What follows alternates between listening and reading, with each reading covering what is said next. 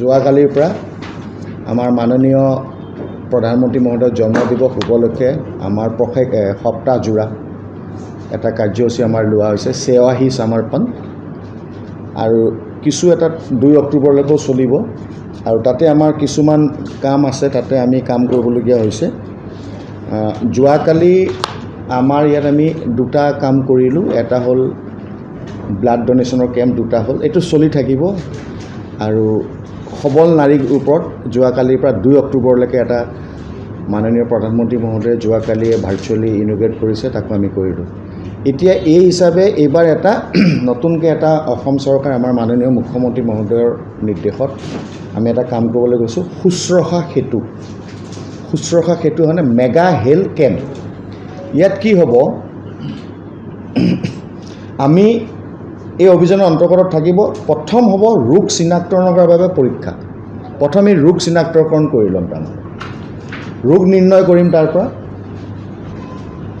উন্নত চিকিৎসা ব্যৱস্থা তিনিটা বস্তু ৰোগ চিনাক্তকৰণ কৰিব ৰোগ নিৰ্ণয় কৰিব উন্নত চিকিৎসা প্ৰথম পৰ্যায়ত আমি ৰোগ নিৰ্ণয় কৰিম 2025 চনৰ ছেপ্টেম্বৰ অক্টোবৰ পৰৱৰ্তী সময়তো জৰুৰী চিকিৎসাৰ আমি কাম কৰি থাকিম ছেপ্টেম্বৰত আৰম্ভ হ'ব আমি 5টা সমষ্টিত 5টা মেগা কেম্প কৰিম আৰু এই কেম্পকেইটা এবাৰ অকণমান বেলেগ ধৰণৰ কথা হ'ব প্ৰথম কথা হ'ল ইয়াত আমি ছুপাৰ স্পেচিয়েলিষ্ট ডক্টৰ আনিম মানে নিউৰোচাৰ্জনো আনিম কাৰ্ডিঅ'লজিও আনিম তাৰমানে আৰু এই আমি গোটেইখিনি বৃহৎ যিটো স্বাস্থ্য শিবিৰৰ বিশেষত্ব এবাৰ আছে আমি এবাৰ প্ৰথম টাৰ্গেট কৰিম 18 বছৰ বয়সৰ তলৰ কিশোৰীসকলক বিশেষ গুৰুত্ব প্ৰদান কৰিম 18 বছৰৰ তলত কাৰণ তেওঁলোকক স্বাস্থ্য যদি আমি ভাল কৰোঁ তেখেতসকল ভৱিষ্যতৰ তেখেতসকল নাগৰিক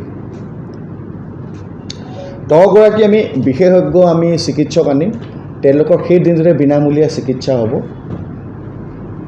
এই চিকিৎসা এবাৰ আপোনালোকক আমি জনাবলৈ পাই সুখী হৈছোঁ হৃদৰোগ যকৃত ৰোগ বৃক্ক ৰোগ স্নায়ু ৰোগ চকু কাণৰ ৰোগ চৰ্ম ৰোগকে ধৰি 50 বিধৰো অধিক ৰোগৰ বাবে চিনাক্তকৰণৰ বাবে ৰোগ নিৰ্ণয় পৰীক্ষা সেই কেম্পটোতে এইবাৰ থাকিব তাৰ পিছত আমি কি কৰিম যেতিয়া আমি তেওঁলোকক কিনা ৰোগ চিনাক্ত কৰিম আমি তেওঁলোকৰ গোটেই ডাটাবেছটো আমি কম্প'জ কৰিম কৰি পেলাই যিখিনি আমি জিলা পৰ্যায়ত তেওঁলোকক ট্ৰিটমেণ্ট ল'ব পাৰোঁ আমি তেওঁলোকক জিলা পৰ্যায়ত ট্ৰিটমেণ্ট ল'ম যিখিনি আমি ল'ৰা ছোৱালীক জিলা পৰ্যায়ত ট্ৰিটমেণ্ট ল'ব নোৱাৰোঁ সেইখিনি আমি চৰকাৰলৈ প্ৰেৰণ কৰিম চৰকাৰে দ্বিতীয় পৰ্যায়ত আমাক নিৰ্দেশ দিব সেইখিনি হয় যোৰহাট মেডিকেল কলেজ নহ'লে গুৱাহাটী মেডিকেল কলেজত গৈ পেলাই আমি তেওঁলোকক ট্ৰিটমেণ্ট কৰিম তাৰ উপৰি কিন্তু তাৰ পৰা যেতিয়া আকৌ দেখিলোঁ যে আমাৰ 5 গৰাকী উদাহৰণ দিছোঁ 5 গৰাকী আমাৰ ৰোগীয়ে বোলে অসমৰ বাহিৰলৈ উন্নত চিকিৎসাৰ কাৰণে যাব আমি তেওঁলোকক পঠিয়াম গতিকে প্ৰথম ৰোগ নিৰ্ণয় ৰোগ আমি প্ৰথম পৰীক্ষা কৰিম কি ৰোগ আছে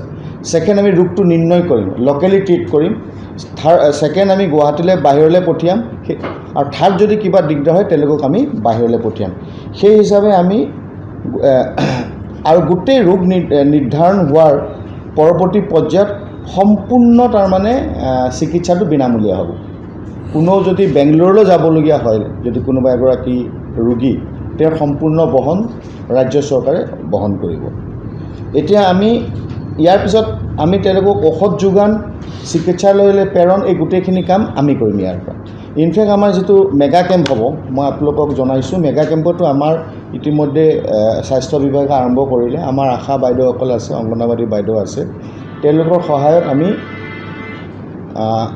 ইতিমধ্যে আমি লাইন লিষ্ট বনাইছোঁ আমি লৈ আহিম তেখেতসকলক আমাৰ গাড়ী দি পেলাই তেখেতসকলক লৈ আহিম মানে ছাপ'জ সৰু পথাৰ হ'লে আমি চুঙাজনৰ পৰা আহিবলৈ দিগদাৰ আমি চুঙাজনৰ পৰা গাড়ী দি তেওঁলোকক লৈ আহিম দিনটো দেখাকৈ গধূলি ঘৰত আমি গাড়ী দি পেলাই তেওঁলোকক থৈ আহিম সেই হিচাপে আমি আমাৰ যিসকল মাননীয় বিধায়ক আৰু বিধায়িকা মহোদয়সকল আমাৰ আছে সাংসদ মহোদয়ৰ লগত আমি আলোচনা কৰি কেইটামান টাইম আমি ঠিক কৰিছোঁ প্ৰথম আমি কেম্পটো কৰিম 21 তাৰিখে এই 21 ছেপ্টেম্বৰ প্ৰথম কেম্পটো কৰিম আপোনালোক সকলোকে নিমন্ত্ৰণ কৰিলোঁ সৰুপথাৰ কলেজ সৰুপথাৰ বিধানসভা সমষ্টি সৰুপথাৰ কলেজত মেগা কেম্পটো আমাৰ জিলাৰ প্ৰথম ইনগ্ৰেশ্যন হ'ব 21 তাৰিখে একচুৱেলি আজি কেম্প আৰম্ভ হৈছে মেগা হেমৰ ডেটটো আজি আছিলে কিন্তু আজি য'ত মেডিকেল কলেজ আছে ত'ত হৈছে তাৰমানে কাৰণ স্পেচিয়েলিষ্ট লাগিব নহয় সেইকাৰণে আমি ডেটটো এনেকৈ মিলাইছোঁ আমাৰ নিউৰোচাৰ্জনজন আমি 21 তাৰিখে পাইছোঁ যোৰহাট মেডিকেল কলেজৰ গতিকে তেওঁ আজি যোৰহাটত কৰিব কাইলৈ মাজুলীত কৰিব ইয়ালৈ আমাৰ 21 তাৰিখে আহিব তো 21 তাৰিখে আমাৰ সৰুপথাৰ কলেজৰ সেইখন আমি দি দিম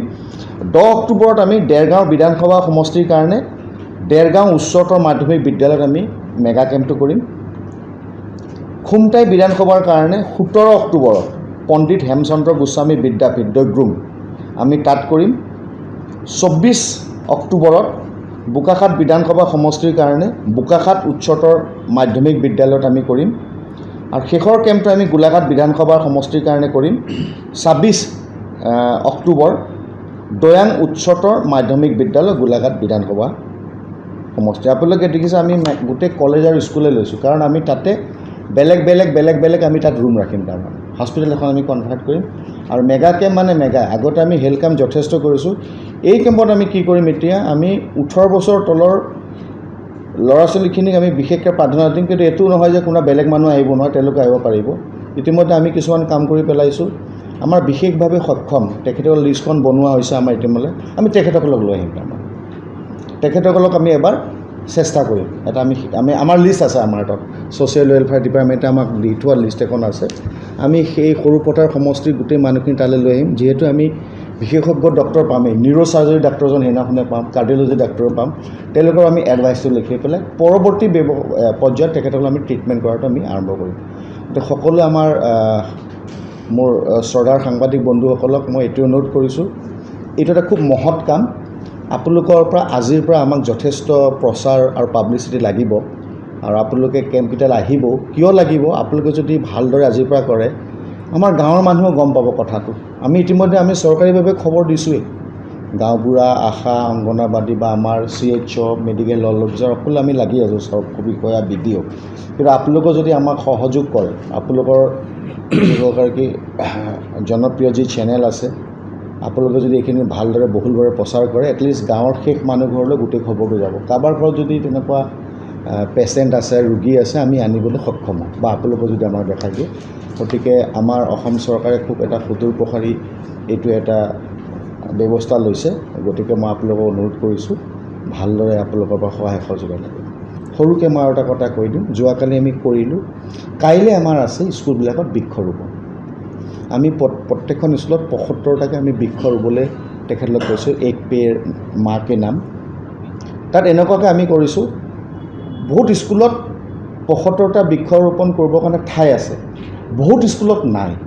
আমি তেখেতক কৈছোঁ যে তেওঁলোকে বৃক্ষটো লওক, লৈ সেইখন গাঁৱৰ খেলপথাৰ, নামঘৰ, পুথিভঁৰাল বা যি ৰাজহুৱা স্থান, স্কুলখনৰ ল'ৰা ছোৱালীয়ে ৰুৱক গৈ পেলাই আধা কিলোমিটাৰৰ ভিতৰত, আৰু তেওঁলোকে প্ৰতিপালন কৰক।